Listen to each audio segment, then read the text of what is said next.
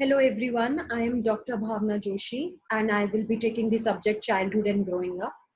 This is in the B.Ed first semester with the code B.Ed 101.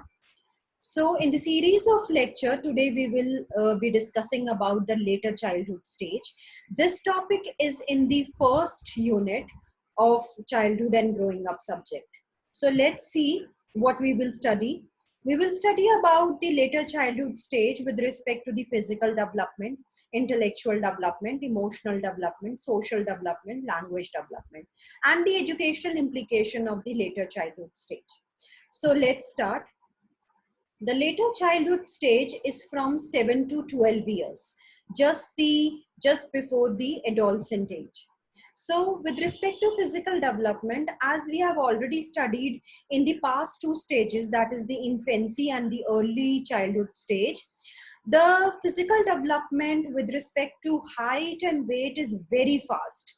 Whereas in this specific stage, that is the later childhood stage, the physical development is slow with respect to increase in weight and height. The changes are shown in all journal proportion of the body. That means not only one specific organ will be increasing or will be developing. It is the overall body which will be developing. Few things happen in this stage like which are different from the other stages, like shedding of milk teeth and the permanent teeth coming, then flattening of forehead, sharpening of nose, broadening of chest, and motor skills are developed. uh, you can say that this is the preparation stage for the adolescent stage. Next is it improves physical coordination, that is the muscle coordination. Good mastery over motor skills is there. By the age of 12, muscle coordination is perfect and there is greater control over the body, which means that the child is able to gain full control over the body, and he can easily sit and pay attention for longer period of time also. Next is their skill in term of body movement, technique, accuracy, distance and speed, which means like, for example, like balancing on a beam or throwing or running speed is quite enhanced during this period. The catching, kicking, dribbling, all these things are easily done by the child. So the next development is the intellectual development. Intellectual development, when we talk about intellectual development, child has varied experience and is connected with the immediate environment. That means the environment in which the child is living. It could be school also, it could be the home also. So they focus on more than one aspect of a situation and can experience whatever is happening around them easily. They accumulate heap of knowledge from the experiences which they are going through. This period is also called as a period of development of interest and creativity. This is the time when the child develops interest in, it could be music, it could be art, it could be dance, it could be sports. So this is a period which is called as the development of interest and creativity. Now, the child develops power of observation, attention, reasoning, and abstract thinking also. And now at this stage, he learns the 3R, which is reading, writing, and arithmetic. Then rote memorization gives place to logical thinking. Yes, till now, the child was rote memorizing the alphabets, he was rote memorizing the poems, but now that rote memorization is substituted with the logical thinking, because at this stage the child reads lot of book, get lot of insight from it, get lot of information about things. So the thinking automatically changes to logical thinking. Next is development of concepts. Yes, various concepts are formed, like for example, which are related to life, which is related to death, which is related to the bodily function, how our body is functioning.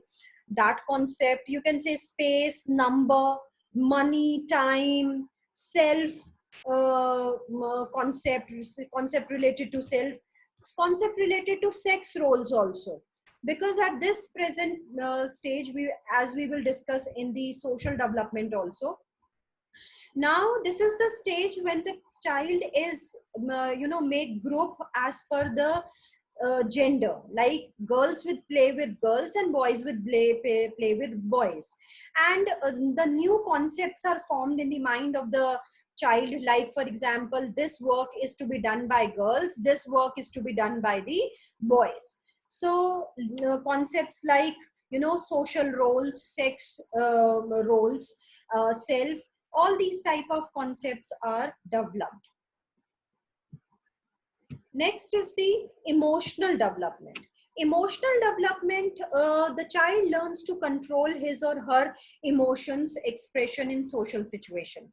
Till now we have studied that whether it is infancy or early childhood stage, the child is not so social, right? So at by the time he comes to this age, 7 to 12 years of age, the child is highly social at this moment.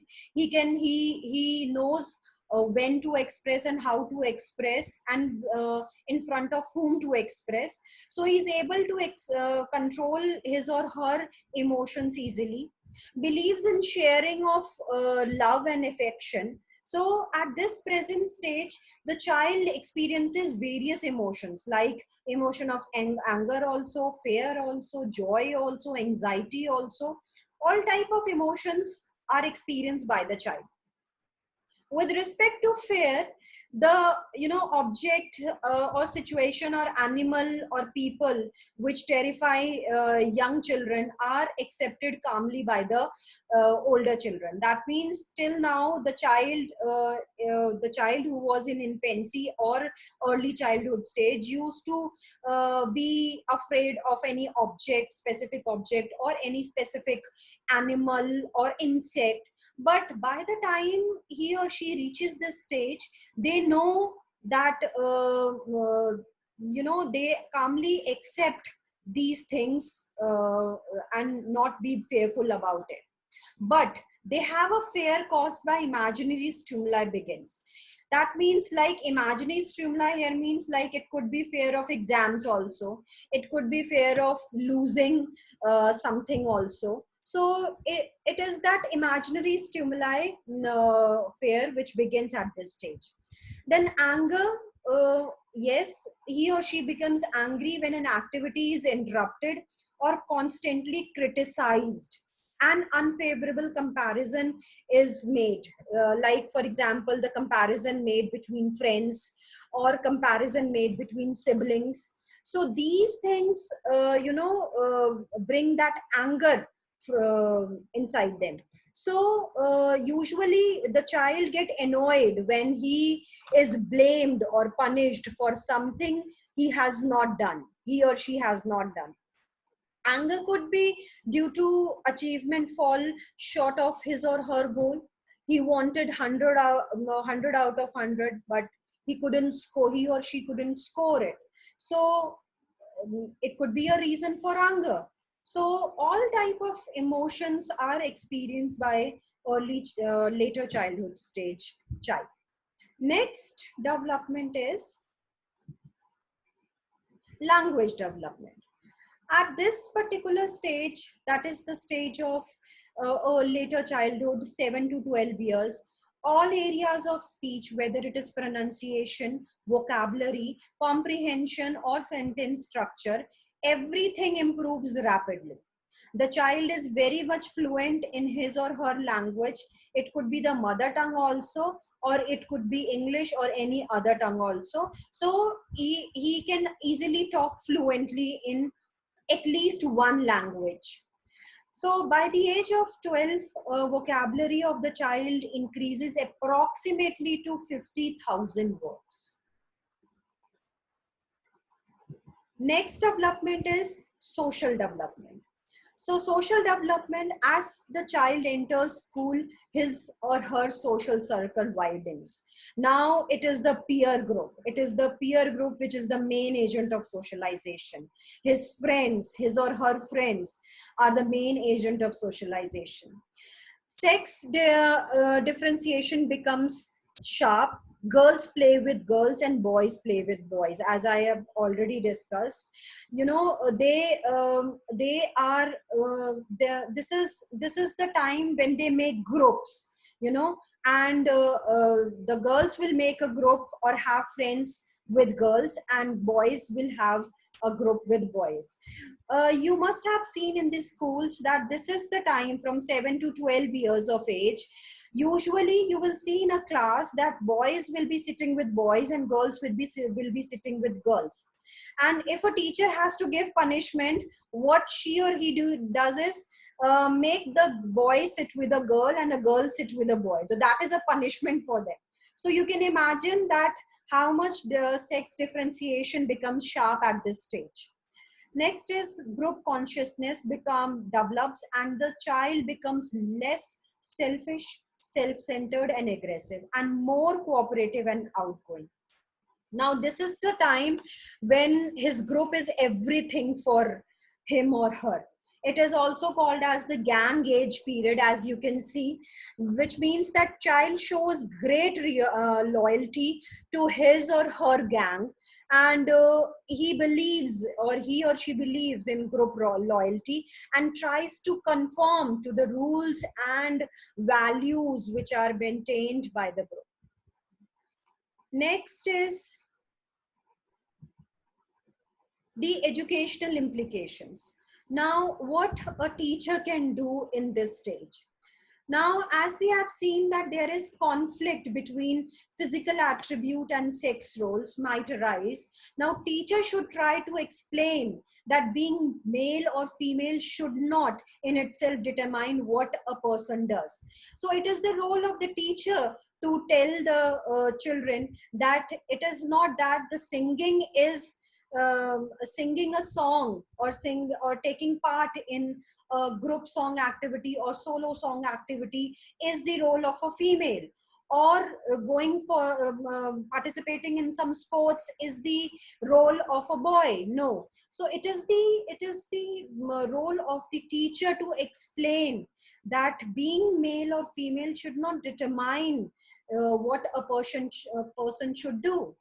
Now, give accurate and unemotional answers to questions about sex. This is the onset of the adolescent. By the age this stage will end, there is an onset of puberty. So there are many questions which are related to sex which comes in their mind. So it is the duty of the teacher and the parents to give accurate, unemotional answers of these type of questions.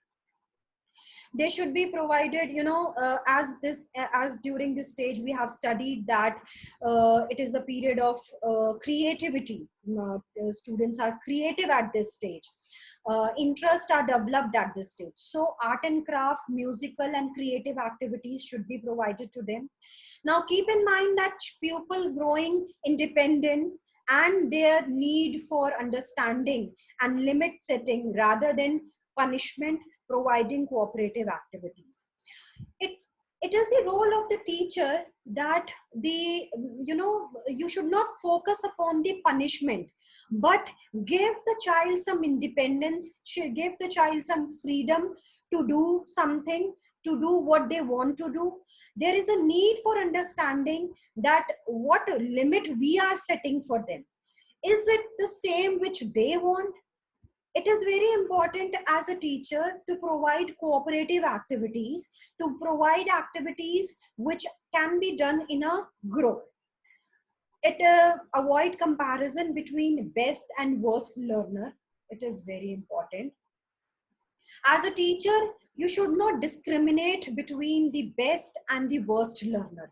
Every child is equal in front of the teacher, and every child can improve at his or her level. So avoid comparison between best and worst learner. encourage people to participating in the rule setting. You can encourage the children to be the part of rule setting. You should ask them, okay, so the deadline for the assignment, to give the assignment is this. So you tell me, if any child will not give the assignment on this date, what should be done? So you should encourage them to participate in rule setting. Keep students constructively busy, man. That means some constructive activity should be provided, some project activity should be provided, should be given exposure at this stage, so that they are indulged in something which is very constructive, which is creative, which will enhance their creativity, which will enhance their interest in various things. Then provide provision for parents counseling should be there. Yes, it is very important. The students are changing their physical, there are a lot of changes which are going on during this stage. So there is physical change, there is emotional change, social changes there, more and more peer group, group loyalty is there. So parents may feel this difference. So it is very important for a teacher to provide the counseling to parents also. Then teacher should report unusual or repeated episodes of disorder to parents and school counselor. As a teacher, if you see that something repeatedly is happening which is not right on the part of the child, you should report that to the parent and to the school counselor also. Use varied teaching methods and approaches. This is very important. Every child is different from the other. Every child is alike. So one teaching method, it is not that if you are opting for one particular teaching method, it will be fruitful for every student. No, it cannot be. So you should try and, be creative, use varied different types of teaching methods and approaches, so that each child is able to learn effectively. So these were the educational implications of this stage. I hope you all understood the various development which takes place at later childhood stage and the educational implication on the part of the teacher. Thank you very much.